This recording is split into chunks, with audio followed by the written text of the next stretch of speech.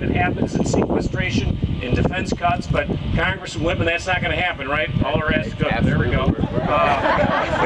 But on the chance that Congressman Whitman doesn't get it all preserved for us, we do need to bring in new assets, and that's what I talk about every day. This is a huge opportunity for us to take it to the next level.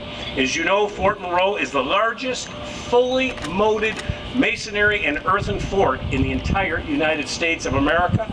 It was constructed in the aftermath of the War of 1812. It represents 4 centuries of military strategy and technology. This story is told in the Casement Museum, which will continue to thrive with the National Park Service as its next-door neighbor. Robert E. Lee lived in Building 17, the present site of the National Park Service office, and helped design and construct the stone fortification. Jefferson Davis was imprisoned in a fort casement that you can visit today. Harriet Tubman spent time here after the Civil War, and Edgar Allan Poe was stationed here as a young soldier. The Battle of the Ironclads took place right off these shores. Folks, you can't hear that story anywhere else in the United States of America. Nowhere.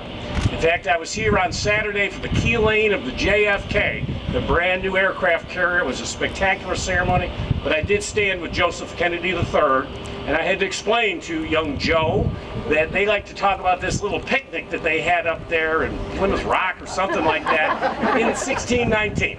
I reminded him they like to call that the birthplace of America. 1607 here in Jamestown in the Commonwealth of Virginia, not the Commonwealth of Massachusetts. We thank them for their assistance later with Concord, Lexington, and all that stuff. But none of that history compares to the story the fort tells of the beginning of the end of slavery in the United States.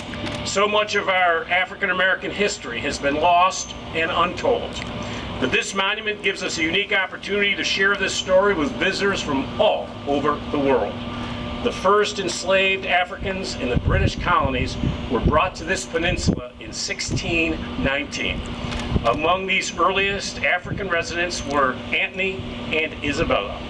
Their son, William Tucker, was the first child of African ancestry to be born in the United States of America. In 1861, 3 brave men, Frank Baker, James Townsend, and Shepard Mallory, escaped enslavement and rowed a skiff to Old Point Comfort to seek asylum. General Benjamin Butler declared these men contraband of war. This inspired tens of thousands of African Americans throughout the South to seek self-emancipation across the Union lines. The contraband decision played a pivotal role by providing the legal and military precedents for the Emancipation Proclamation in 1863 and the abolition of the institution of slavery by the 13th Amendment in the Constitution in 1865. This complicated history of Freedom Fortress is an inspiring legacy of both hope and courage that we have a duty to honor. I look forward to working with the Park Service, the Fort Monroe Authority, and all the stakeholders to make sure that this fort is properly and carefully managed while still focusing on economic sustainability. We have a tremendous opportunity to build the new Virginia economy right here and attract residents, tourists, businesses, and investment.